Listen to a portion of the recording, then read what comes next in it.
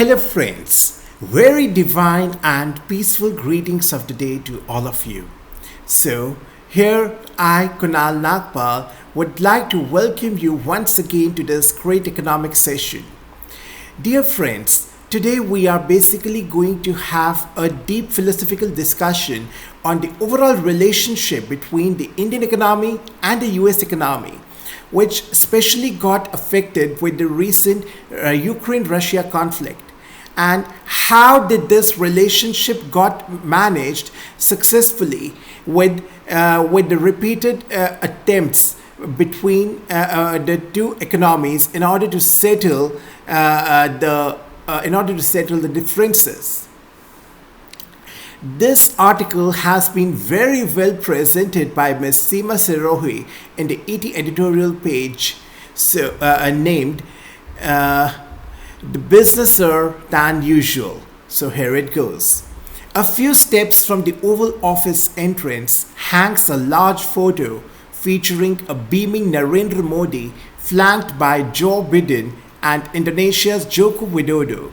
It's from their recent trilateral meeting in Bali during the G20 summit. The White House rotates the photos to highlight the key meetings of the US president with the foreign leaders and important domestic events. For now, the Indian Prime Minister has the pride of place and India's G20 presidency gets a high five from Joe Biden.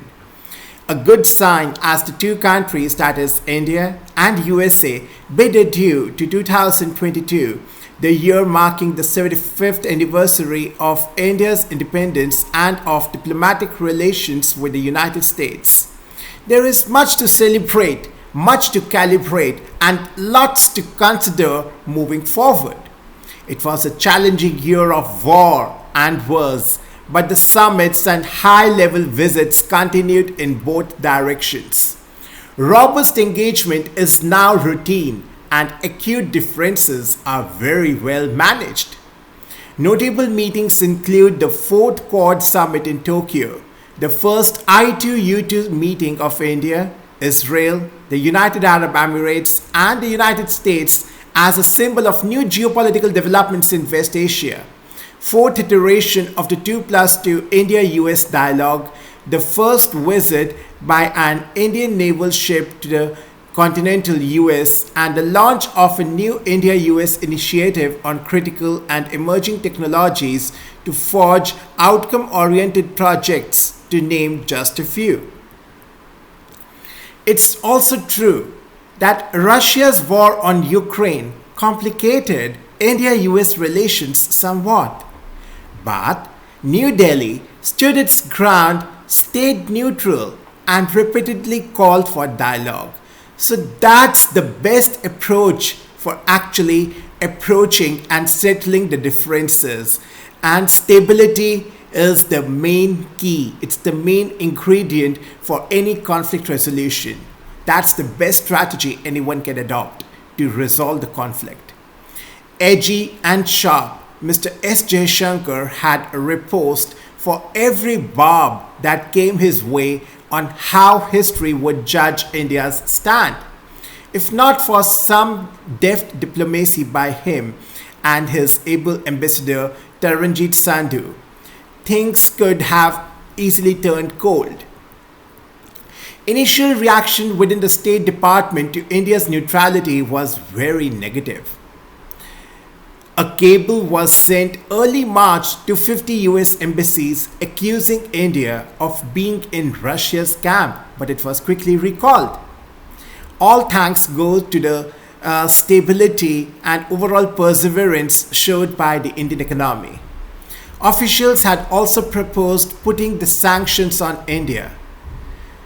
I am told the S word was being used at 2 interagency meetings, but the idea was squashed, presumably from the top. And that is the secret of Indian diplomacy. Mr. Jaishankar engaged Secretary of State Antony Blinken and National Security Advisor Jake Sullivan early on to explain the necessity of India's careful stand. They listened and within a short time, US statements became more moderate and informed. The two sides didn't have to agree, but they had to manage the differences. This did. And they finally did. Sandhu kept the channels to Capitol Hill open with his team of young diplomats because that's the perennial staging ground for the critics, no matter what the issue is. He has successfully repaired the relations with congressional Democrats. No small feat given the barrage of anti-India messaging from certain well-financed groups flooding their offices. Staff aides of the key congressmen and senators got regular briefings on India-Russia relations, India's dangerous neighborhood, China's incursions, and domestic developments in India. The ambassador also made India House, the official residence, a necessary stop for the top US officials for the meetings and celebrations. A virtual who's who of the administration attended all the major events. He also quietly pursued India's neighborhood first policy by staying in touch with his counterparts and helping them get a hearing. No surprise that New Delhi has extended Sandhu's tenure for a year. He brings energy and expertise to the job. As the year ended, Mr. Jaishankar was in New York in the final month of India's 2-year membership in the United Nations Security Council. His twin objectives, that is, a renewed push for the UNSC reforms with India as a permanent member, and calling out the countries that shelter and protect the terrorists, being China or Pakistan. Striking hard, he said, the debate on United Nations reform had meandered aimlessly for 3 decades without a fixed time frame, a negotiating text, or even the basic record keeping. All facts and all indisputable. Something's got to give. Although India is trying to build on the fact that Biden supports United Nations Security Council expansion, he said so in his September speech to the UN. There are no concrete signs yet of United States' willingness to spend the political capital on the project. Jaishankar knows that better than anyone else, but no harm in pushing the ball. That is, we need to keep trying and trying and trying. Finally, topmost of the list of things that did not happen is a waiver for India under the Countering America's Adversaries through Sanctions Act, that is CAATSA, for buying the Russian $400 defense system. That's what still hangs over the relationship. Will 2023 bring relief to an issue that clearly is a damper? That's a question mark, which time will answer. So we need to keep patience and go on peacefully. Next, my dear friends, I would like to discuss a very, very important aspect, that is decarbonization of the entire globe, for which the entire global economy is putting in the efforts, that is for sustainable development, to go green, especially the SDG 7, that is focusing on clean energy, and SDG 13, that is focusing on the climate action. So this is actually the need of the hour. That's why we are discussing this every second day. So in order to stabilize the climate and limit the physical climate risks, the climate science tells us that it is necessary to reduce the addition and emission of the greenhouse gases to the atmosphere to net zero. Of the 7 energy and land use systems that act as direct sources of global emissions, one system, that is forestry and land use, also act as a natural sink for the carbon dioxide and would need to increase its rate of emission absorption.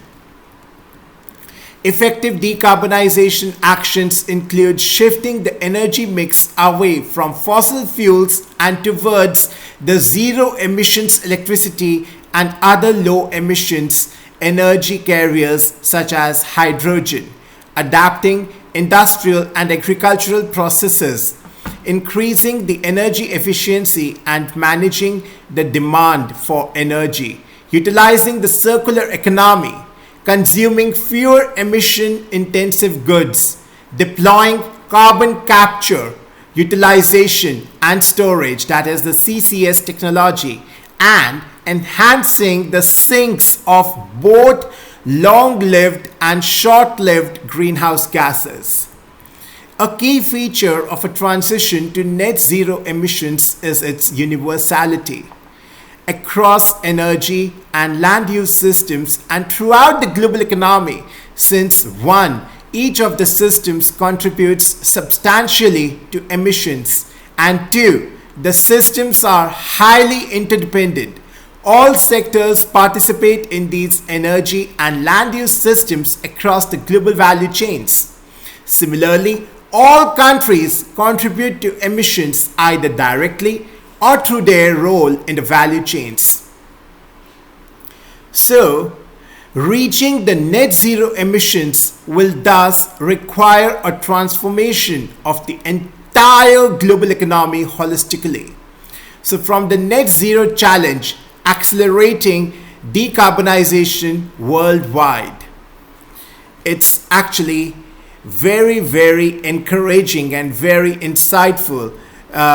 And what all approach we need to adopt, including the in-depth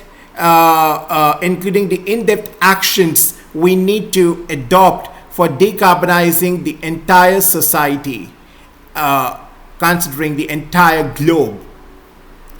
Now, we are going to discuss the main insight, that is the goal India has been able to achieve recently with respect to decarbonization, or to reduce the dependence to the fossil fuels, and hence moving towards the greener economy.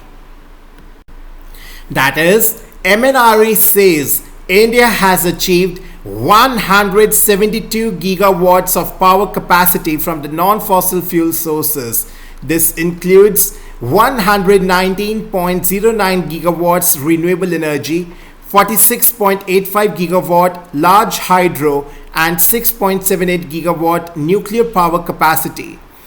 This has a share of 42.26% of installed capacity in the country as on 31st October 2022.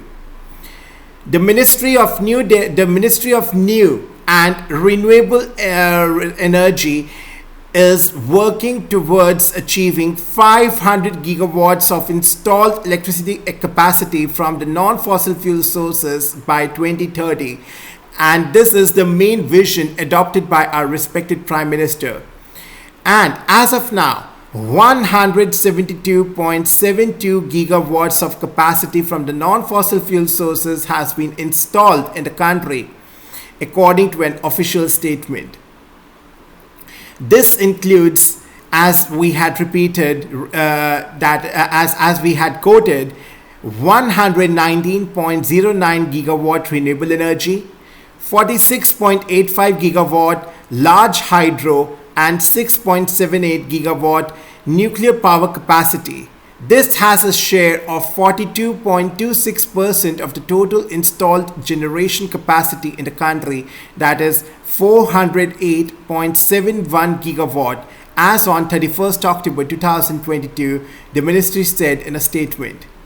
So a total of 14.21 gigawatt of renewable energy capacity was added during the period from January to October 2022 as compared to the capacity of 11.9 gigawatt added during the period January to October 2021. The statement, a year-end review of 2022, also said a production-linked incentive scheme, that is the PLI, on National Program on High Efficiency Solar Photovoltaic Modules with an outlay of 19,500 crore rupees was approved and launched. Also, in order to facilitate the large-scale grid-connected solar power projects, a scheme for the development of solar parks and ultra-mega solar power projects is under implementation with a target capacity of 40 gigawatt capacity by March 2024. As on 31st October 2022, the solar parks have been sanctioned with a cumulative capacity of 39.28 gigawatts in 14 states. The solar power projects of an aggregate capacity over 10 gigawatts have already been commissioned in 17 parks, the ministry said. So the total capacity addition of 1,761.28 megawatt has been achieved during the period of January to October 2022. Also, a strategy paper including business models for offshore wind energy has been issued. This provides the roadmap for achieving 30 gigawatt of offshore wind energy target by 2030. A concept note for VGF scheme of 14,283 crore rupees for the initial 3 gigawatts of offshore wind energy projects has been sent to the Department of Expenditure, Ministry of Finance for in-principle approval. A trajectory to bid out offshore wind energy blocks for 37 gigawatt capacity till 2029-30 has been issued, according to the statement. The ministry also said the draft offshore wind energy lease rules 2022 has been finalized and sent for legal vetting, and the draft contractual documents for offshore wind energy projects has been finalized and being circulated for the stakeholders' consultation.